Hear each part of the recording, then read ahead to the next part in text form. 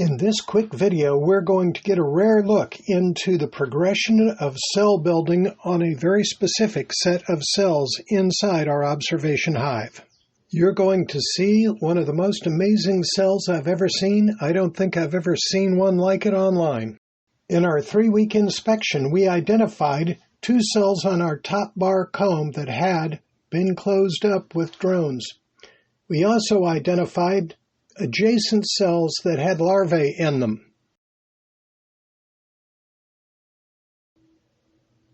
Here is another view from that same video.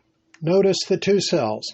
2 days later, we can see that those surrounding cells that had the larvae are now capped and the bees are continuing to work the area. The crime thriller that I wrote has now received 3 awards. Available on Amazon, the link is in the description below. Here is a cell that is only partially capped so far. Inside you can even see the larvae. If you want to know more about top bars in a round bottle hive, watch this video.